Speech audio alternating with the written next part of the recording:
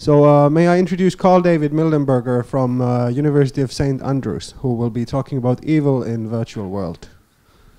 Thank you, and thanks for having me. I'm thrilled to be here. I'm not a specialist on computer game research. I'm really more to the philosophical side, so I learned a lot of things these days, and I hope to learn more on what's still to come. I'm going to be talking about evil in virtual worlds, so switching a little bit more to the ethical side of things, not so much talking about space. But there is a relationship, and I hope that this comes out in the course of the presentation. So this very shortly is the agenda for the next 20 minutes. There will be an introduction, obviously, which I say what the presentation is going to be about. I will have an example of an evil action in virtual worlds, suicide ganking. It is basically a griefing tactic in CCP games EVE Online. I don't know who is familiar with EVE Online. Just okay, many people. That's very good. That's perfect. Finally, we'll talk about suicide ganking, Kantianism, and consequentialism. So, what do traditional philosophical theories might say about suicide ganking? And we will really talk about what it means that there is evil in virtual worlds. I should stress this. This is work in progress. I mean, maybe it's fairer to say that this is work in progress. But still, I'm really hoping to get good comments. Please just be open. Just criticize whatever you want to criticize, and test me. So the purpose of the paper and of the presentation is to show that there is something similar to moral evil in virtual worlds. So, for example, the virtual worlds of online computer games. For example, the virtual world of EVE Online. And the motivation to do this is that just to really add a new dimension to a classical problem in philosophy. And evil is a classical problem in philosophy, which is often treated like with paradigmatic examples. Not many people give a clear definition what evil is, but they rather point to certain acts and say, well, this is paradigmatically evil and this is paradigmatically evil. And many of these examples stem from this world's battlefields. I mean, 9/11 is an example. Susan Nyman talks about this. World War II, the Holocaust, that's a very famous example. Hannah Arendt talks about this. So I think that in light of the information revolution, and generally just with the internet and virtual worlds becoming popular, new battlefields emerge. And the question I want to ask is, well, do we abolish evil? Do we just leave evil behind as we interact in virtual worlds? This is what I'm going to be talking about. I will not talk about the question, is it evil what we see online, or is it only extremely bad? I mean, that's an important discussion, but I don't want to talk about this. I mean, probably griefing in online games is not the worst evil you could imagine, but let's call it an evil for now. I'm also not going to be talking about the question, is there evil in games? Is it possible, generally speaking? That's also an interesting question. I also try to set this aside. I really want to focus on the virtual world's perspective. So, suicide ganking. What's a typical suicide ganking scenario? Basically, within EVE Online, you have high security space. You can fly around. You are supposed to be protected by the virtual police force Concorde. So the idea is nobody can just fly at you, the innocent player, and shoot you down. If that happens, if somebody indeed attacks you in high security space, the police will retaliate. They will shoot the attacker down. So police interaction is fairly quickly. So normally, if you really want to shoot somebody down in EVE Online in high security space, you need to bring several people to actually do it. Because police warps in so quickly that you have to really have a lot of firepower in order to destroy the first ship before police arrives and kills you.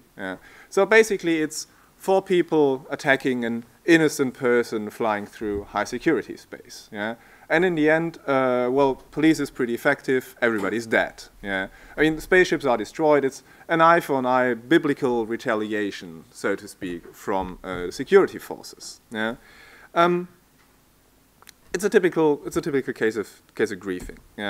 I've done some empirical research on suicide ganking. I had a cooperation with CCP Games, and they were so nice to let me look at their server logs. So I studied basically 600 different cases of suicide ganking in January 2011. And what I find is that overall, if we talk purely in material things, on average, the victim of a suicide gang loses like 13 euros worth of ship, of cargo that they fly with them, and the perpetrators lose 26 cents. So on average, it's a losing deal, not only for the victim, and obviously it is for the victim, but also for the perpetrators. And it's not only that it is like on average a losing deal for the perpetrators, but really most of the cases, I don't have the graphs with me, but most of the cases are really raw. They are a bit, it's not like it costs the perpetrators lots of money, lots of virtual money, but it costs them a little bit. Yeah? So this is really, this is the classic scenario. So we are talking of a lose-lose situation. There are no short-term material benefits to suicide ganking. Yeah?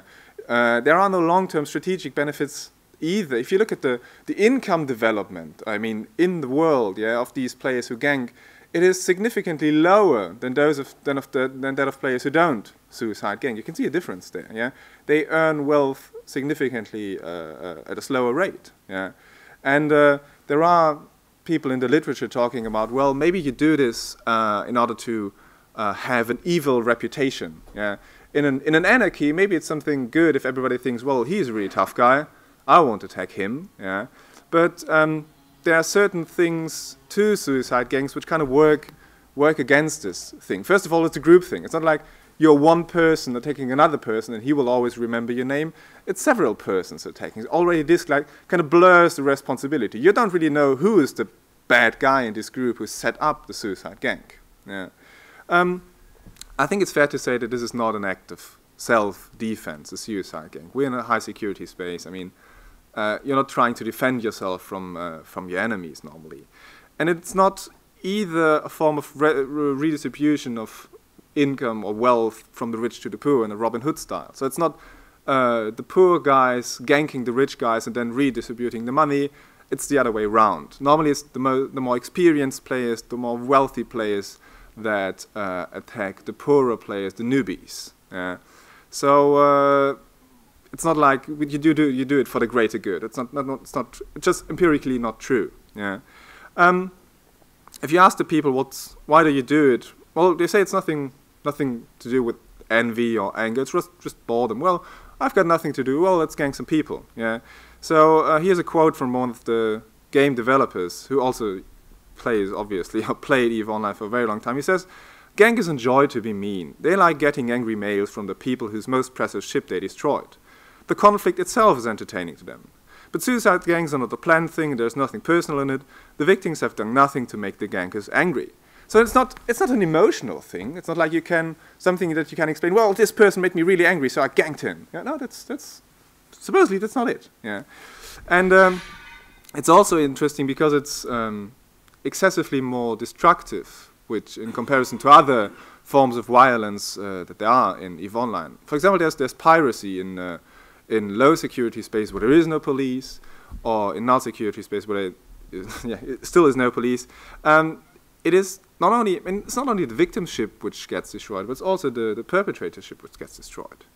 It is, for a virtual world in which 400,000 people interact, a rather rare phenomenon. It's only 600 cases in 1 month of play, and if you look at how many people are actually doing it, it's like 0.5% of the population. So it's really small. And a psychologist looking at this would probably say, well, it's just the usual sadists who do these kind of things. Yeah.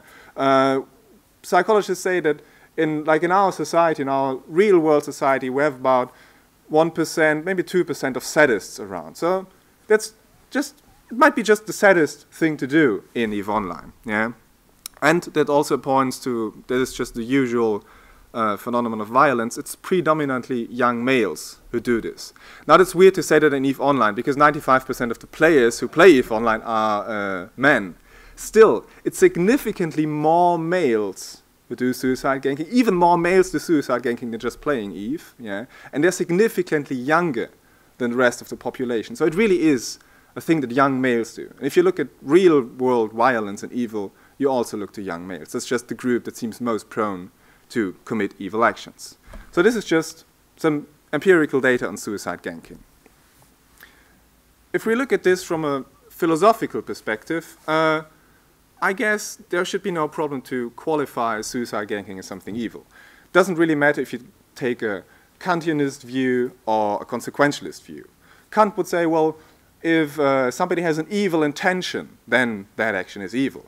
A consequentialist would say, well, if something has evil consequences, then it's an evil action. I put Arendt here. I mean, obviously she's not a consequentialist, but she would stress the point that there can be evil around without evil intentions. Her famous case is that of Adolf Eichmann, who organized the Holocaust, and she says, well, he didn't necessarily have evil intentions, but still he caused a lot of evil by facilitating the transportation of Jews to the concentration camps.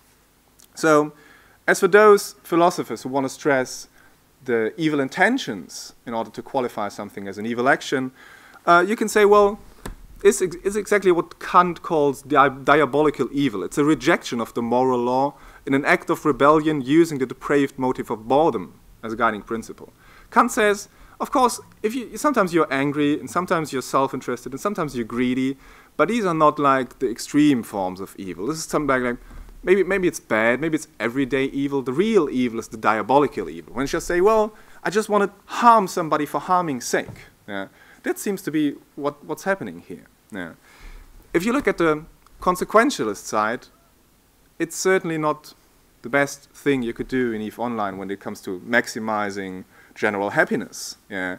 When you lose money, other people lose money. You make other people really angry. And it is, as I said, compared to other kinds of violence in EVE Online, excessively more destructive. So it's really, it's not just bad. It seems to be a little bit more evil. Yeah.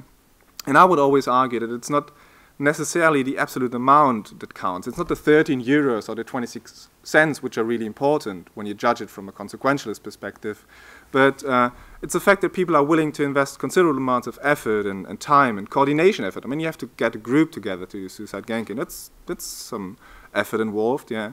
And they are willing to pay a certain amount of money so that other people, innocent players, use like 50 times their investment in monetary terms. So it's really, from a philosophical perspective, the thing seems to be rather clear no matter which account you subscribe to. But, and this is the big problem, I mean, with this audience, many people might be more inclined to say, well, okay, that's a case of evil, yeah. But if you ask, like, people out there who don't have lots of things to do with computer games, most of them say, well, I don't think this is really evil, yeah. I mean, after all, it's just a computer game, it's just virtual, I mean, nothing really happens, yeah. I tend to disagree. And this is the argument I want to make, to really make a good argument why I disagree here, why I think really we have something which you could call evil here, yeah. First of all, the players, or at least some of the players, do think it is evil.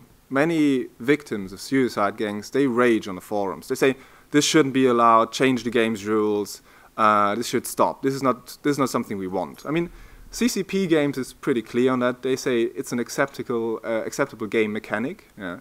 It's not like they say, well, please do it. It's not like do it. They don't encourage people to do it, but say, well, we won't do anything against it.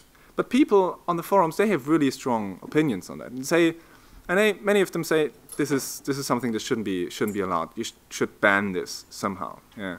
And I've also talked to some gankers who say, well, they became, especially the first times they did this, they became distressed. They thought, well, piracy, that's one thing, suicide ganking, that seems to be another thing. I didn't feel good after I did this. I felt like I was a bad person. Yeah. So there is something here, if we just judge it from the player perspective, that seems to suggest that also players think, well, that's not the best thing you could do. Maybe it's evil. Yeah. The problem is, if people are saying, well, it's not really evil because it's not real evil, you could make a case and say, well, okay, let's really push the realness of the situation. Let's stress what is real in the situation. And you could say, well, the money they lose is real. After all, it's an exchange rate in EVE Online. You can calculate the money values. Yeah, you can say, well, here's people spending some money so that other people lose money. Here's people who do certain mouse clicks, keyboard commands, so that other people become emotionally distressed. Yeah, you can stress the realness of the situation. Yeah, the problem is if you just say, well, here's people investing money, other people's losing money, you kind of lose sight of the phenomenon you want to explain. Yeah. An even clearer case might be that of Julian Dibble's A Rape in Cyberspace. Yeah. If you just really stress the situation, well, somebody was programming a subprogram and other people had text appear on their screen. If you just talk like the real things that happen and that other people could like see, yeah, then you won't understand why those people who got raped in the situation had like post-traumatic symptoms afterwards, why they kind of was really, really emotionally distressed. You lose sight of the phenomenon if you stress its realness too much. Yeah. So I think a better way to approach this question is to say, well, it is a special kind of evil that we're witnessing here. It's not like we could just say, well, it's real evil. Yeah. It is evil that happens in virtual worlds. It's not evil although it happens in virtual worlds. It is evil just really because it happens in virtual worlds. We need this frame of reference in order to understand why people are distressed by suicide ganking, why they are upset, yeah, why perpetrators and victims alike say, well, maybe this is not the best thing to do. Yeah. So, and this is the real question. What does this mean? It's evil in virtual worlds, this frame of reference. One suggestion would be, well, it's a spatial in, yeah. It's something that happens in the virtual world. The virtual world, it's a world that's just a space without physical boundaries, yeah. So we could say, yeah, that's what we mean by this evil in virtual worlds. We could also say maybe it's a state in. When we say this evil is happening in virtual worlds, it's something like this is evil happening in war, yeah, in a state of war. Is there evil in a state of war? Well, that's a discussed question. Yeah, that's open to discussion. So these are two interpretations of this kind of evil in virtual worlds that kind of don't put the stress too much on the realness.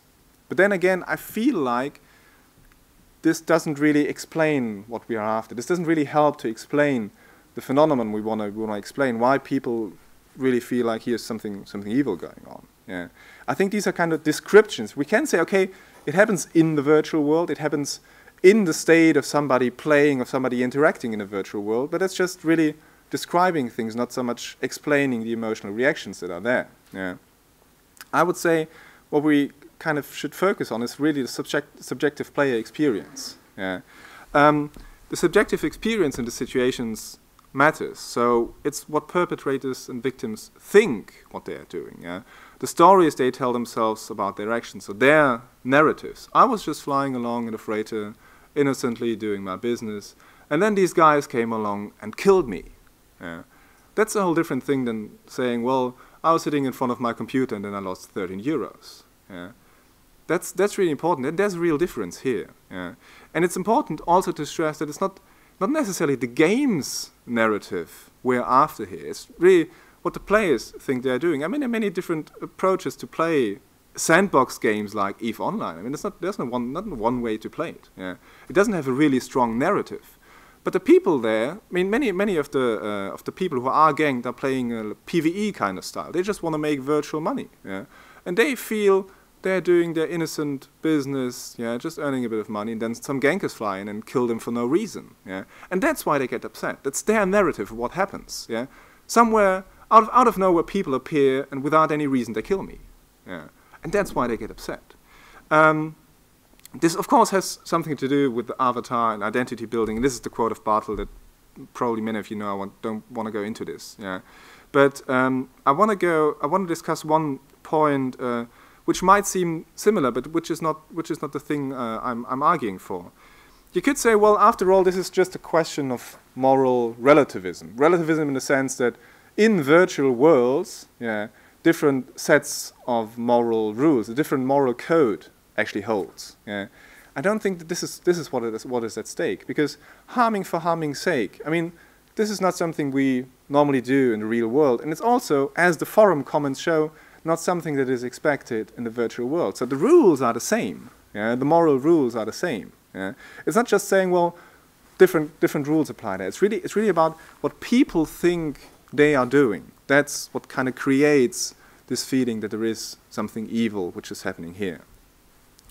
So my conclusion would be, well, there is something that we could call evil in virtual worlds according to classic philosophical definitions of evil. Yeah? And interestingly enough, when we see how important the narratives are, how important it is to say, well, to stress that this is evil in virtual worlds in the sense of which happens with the people having certain narratives in mind and constructing certain narratives, we learn something not only about what happens in computer games, but we also learn something about the concept of evil. Yeah. Because normally in philosophy, you would stress, as I said, either evil intentions or the evil consequences. But not many people are talking about the individual experiences, the narratives people have when they are subject to something evil. I mean, psychologists talk a bit about this. They say it's really interesting if you look at stories people tell after something evil happened. Perpetrators will always downplay it. Yeah? Victims will also distort stories. They will make it more evil than it actually was. So everybody, when it comes to evil, everybody's like distorting what actually happens. And this seems to be a point that comes out really nicely when we look at evil in virtual worlds, and which comes out not as easily if we would only focus our view on evil in the real world. Because with the Holocaust or whatever, there's not a lot of discussion what actually happened there. It's only this narrative that it actually matters, that can see in a way better, in a way better way if we just turn to virtual worlds. And that's why I think there's really nice thing here to put out the usefulness of virtual worlds, just for the social sciences in general. Thank you. Thank you. Where are the questions? There is one.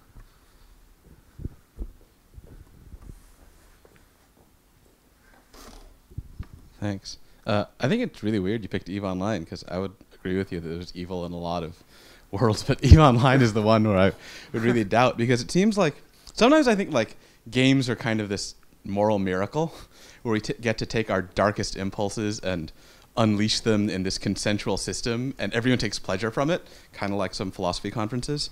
And it's important that EVE Online is sold as like the most Machiavellian, the most brutal one, and it's important that suicide ganking is actually, people aren't hacking it. It's built into the physics of the system. It's a possibility of the system that people know about. That's part of what's sold as the package. And it feels to me that complaining about someone suicide ganking you is like, in EVE Online, is like complaining that someone knocked you down and choked you in a UFC cage match, right? I mean, look, I think the Kantian rule, I'm going to beat the hell out of people for fun at random, is a bad Kantian rule. But the Kantian rule, I'm going to beat people up for fun inside a UFC cage by the rules of UFC, of people who signed up and entered the match and entered those rules for fun. That's not a bad Kantian rule. So I think things are different in EVE Online.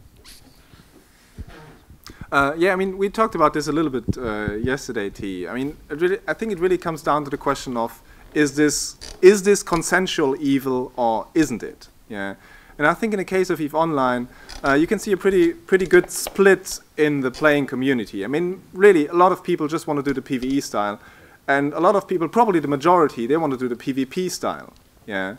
So it is not just by playing EVE Online. I don't think it's really clear that you consent to suicide ganking.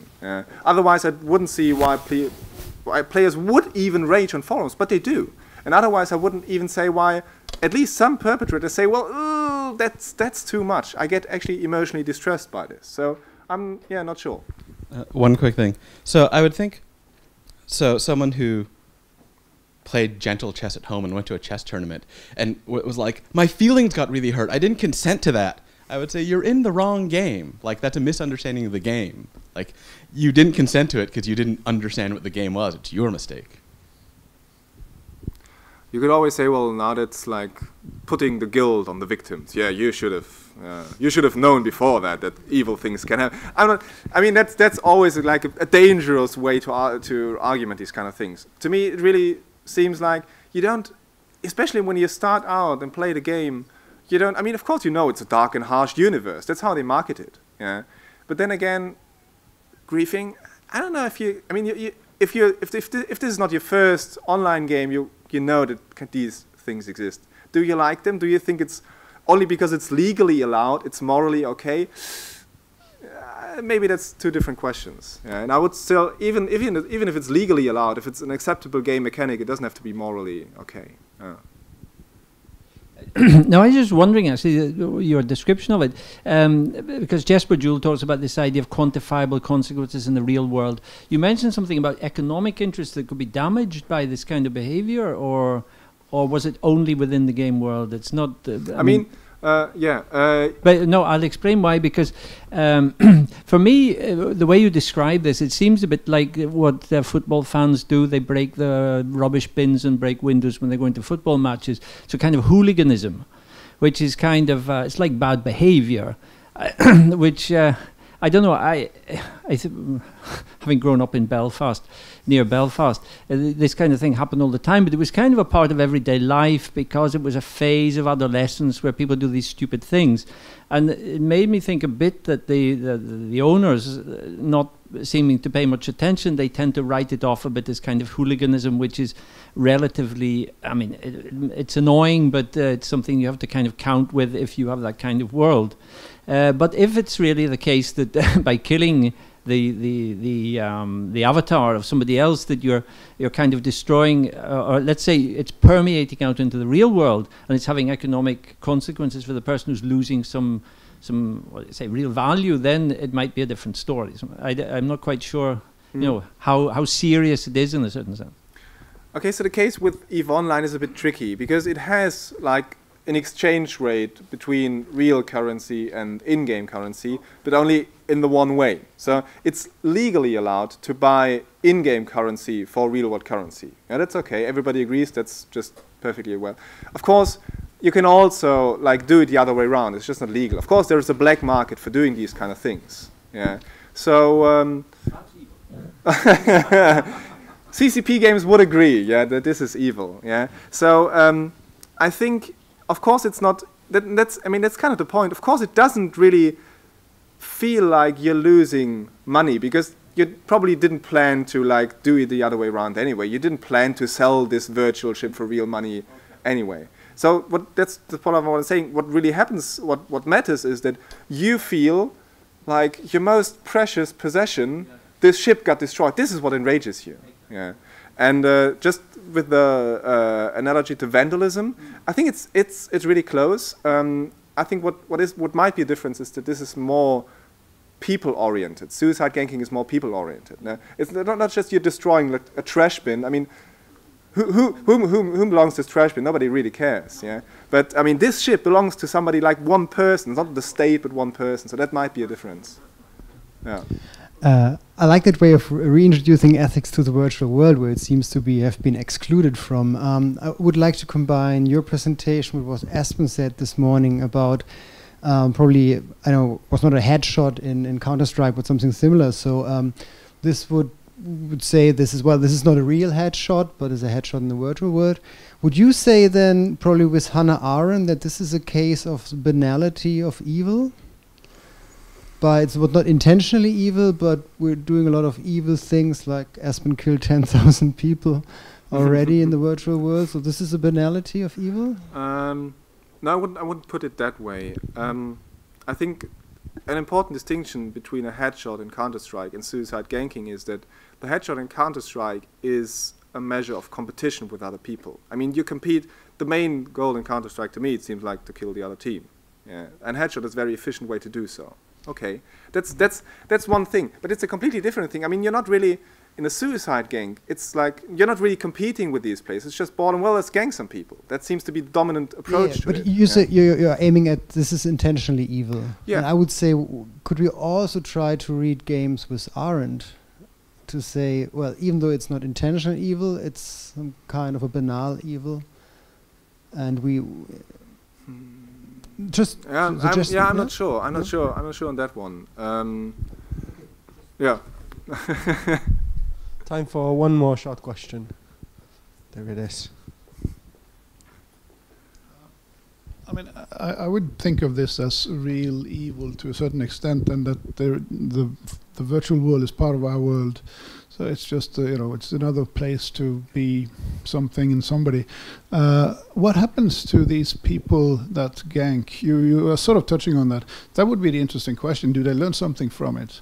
And if so, maybe it's a good thing that they do it in this way rather than in a more serious way. That could be a way to turn your question upside down, right? So is this actually good? Because it happens under those circumstances rather than in other circumstances, and yet they learn the same thing from it. Maybe. I'm just speculating, of course. Yeah, I mean, it's I would say a typical consequentialist thing to think about potential consequences that might arise. I mean, that's a possibility, obviously. I mean, some people might do this one time and they realize, well, no, that's not something I should do. Not even, not in the virtual world, not in the real life. So that would be something very positive. Yeah. Yes. Still, I wouldn't take the evilness out of the situation. But it is also in their real lives that this is happening. And so if they learn about their potential for being bad or evil, maybe they become better. True. Yeah. That might be that. That's a very optimistic reading. I mean, let's hope that's true. Well, it's a possibility anyway. Okay, let's give a thank you to Carl David.